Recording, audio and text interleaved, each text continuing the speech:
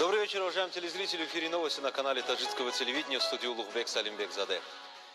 И к основным новостям к этому часу. Сегодня коронавирусная инфекция является предметом озабоченности мирового сообщества, и важно соблюдать правила гигиены и санитарии для ее предотвращения и искоренения. С момента регистрации инфекционного заболевания COVID-19 в мире этой болезнью заразились 13 миллионов 718 тысяч 177 человек.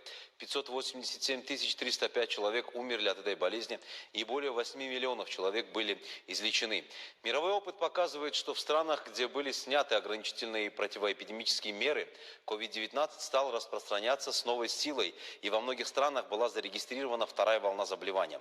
Эта ситуация оценивается аналитиками как отсутствие ответственности со стороны населения относительно серьезных последствий этого инфекционного заболевания.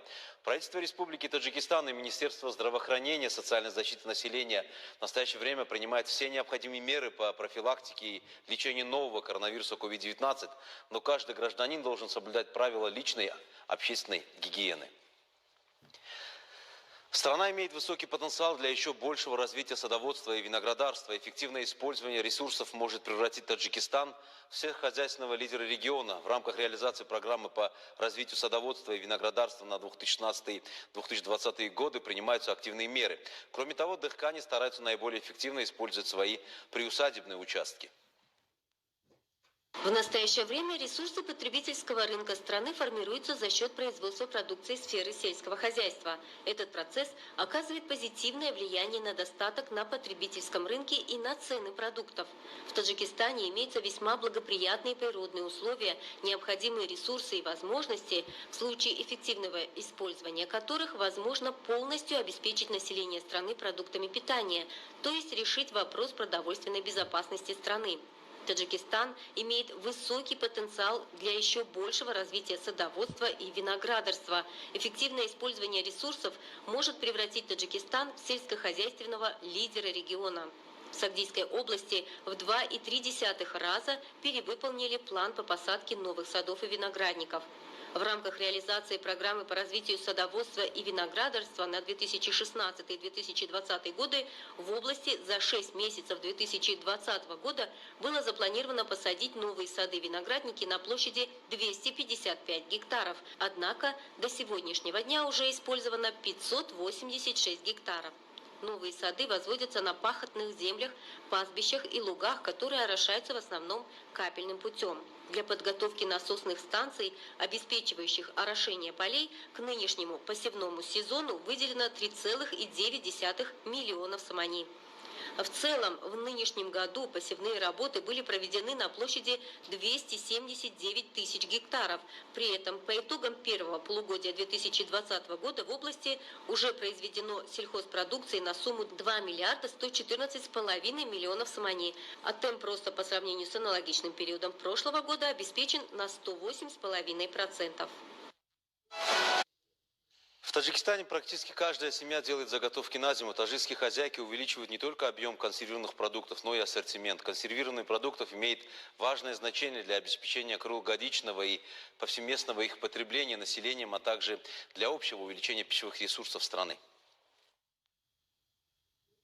Летом, когда доступно много различных фруктов и овощей, очень своевременно и правильно запастись продуктами, которые будут весьма кстати в зимнее время. В этом году урожай фруктов и овощей весьма обильный, поэтому в продуктах для консервирования трудностей не возникает. На рынках страны по доступным ценам можно приобрести экологически чистую сельскохозяйственную продукцию, необходимую для домашних заготовок. В Хатлунской области к вопросу консервирования подходят с особой ответственностью и размахом. Представители областных отделов по делам молодежи и спорта и по делам женщин и семьи в городах и районах области организуют курсы по домашнему консервированию. Если по оценкам экспертов в других государствах граждане стали заниматься реже закрутками на зиму или вообще их не делают, то в Таджикистане к этому вопросу отношение кардинально другое. Многие хозяйки делают различные компоты, маринованные огурцы, помидоры, баклажаны, различные заправки, салаты, лечо, зверобой, варенье и многое другое десятками, а то и сотнями. В каждой семье имеются собственные, проверенные временем рецепты, а также каждый год список рецептов пополняется. Для многих консервирование является семейным делом. Заготовка продуктов на зиму имеет большое значение в государственном масштабе. Напомним, в ходе рабочего заседания правительства Республики Таджикистан, состоявшегося 13 июля, президент страны Эмомали Рахмон поручил использовать возможности каждой семьи для домашней переработки фруктов и овощей, необходимой заготовки продовольственной продукции. Между тем, промышленные предприятия Сагдийской и Хатлонской областей в этом году в разы увеличили производственные объемы консервированной продукции.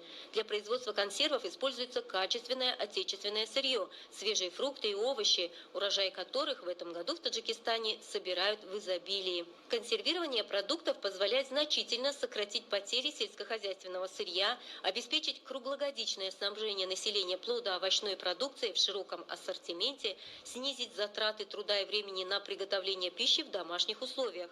В зависимости от исходного сырья и требований, предъявляемых к качеству ожидаемого продукта, выбирают технологическую схему обработки или консервирования. Существует много способов заготовки плодоовощной продукции: сушка, замораживание, консервирование солью, сахаром, кислотами и так далее.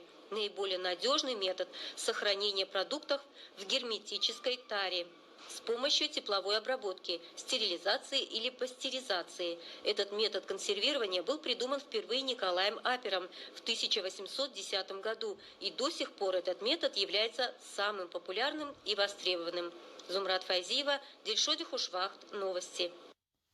В Таджикистане имеется более 4500 видов лекарственных растений, так как потенциал лечебных трав и других даров природы еще не до конца изучен, и из этого количества лишь 800 наименований используются в народной медицине. Если наши производители при производстве лекарственных препаратов будут больше использовать целебные растения, прирастающие в нашей стране, соответственно, уменьшится и закупка медикаментов извне.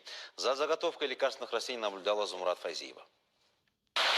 Когда в Душанбе стоит 40-градусная жара, в 60 километрах от города, на высоте более 1000 метров над уровнем моря, в Рамитском ущелье, в местечке Магов, воздух свеж и чист. Прекрасная природа наделяет растения в этих местах удивительными целебными свойствами, за которыми сюда устремились работники учебного научно-производственного центра «Фармация» Таджикского государственного медицинского университета имени Абу-Али ибн Сино.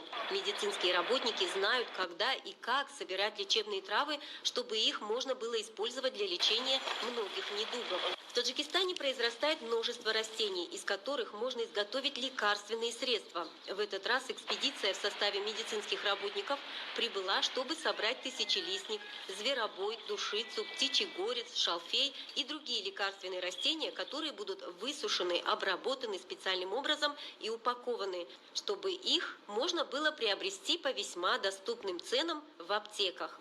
Собирая лекарственные растения, нужно помнить, что собирать их подчистую нельзя, ведь растения должны размножаться, чтобы в будущем получить урожай. А также нужно помнить, что плоды, семена и цветы используются птицами, пчелами и другими животными. Душица действует успокаивающе на центральную нервную систему, способствует снятию невротического состояния, помогает при подавленном настроении. Настой из травы душицы помогает при бессоннице, повышенной раздражительности, склонности к угнетенному состоянию. Трава зверобой оказывает спазмолитическое действие на гладкую мускулатуру всего организма и кровеносные сосуды. Стимулирует регенерационные процессы, востребованы также его вяжущие, мочегонные, общеукрепляющие, кровоостанавливающие, антисептические и противовоспалительные полезные свойства. Медицина хорошо использует лекарственный шалфей как антисептическое, вяжущее, дезинфицирующее, жаропонижающее, кровоостанавливающее, мочегонное, мягчительное и противовоспалительное средство. Тысячелистник содержит огромное число активных биологических компонентов, благодаря которым он имеет кровоостанавливающее, противовоспалительное, гипоаллергенное, желчегонное и антибактериальные свойства. Благоприятно воздействует на стенки сосудов, предотвращая варикоз вен, снижает уровень токсинов в организме, повышает иммунитет, снижает агрессивность желудочного сока. Правильно собранные лекарственные растения дают возможность эффективно и рационально использовать силы природы и ее лечебные свойства. Зумрат Файзиева, Умеди Усто, Дильшоди Хушвахт, телевидение Таджикистан, новости.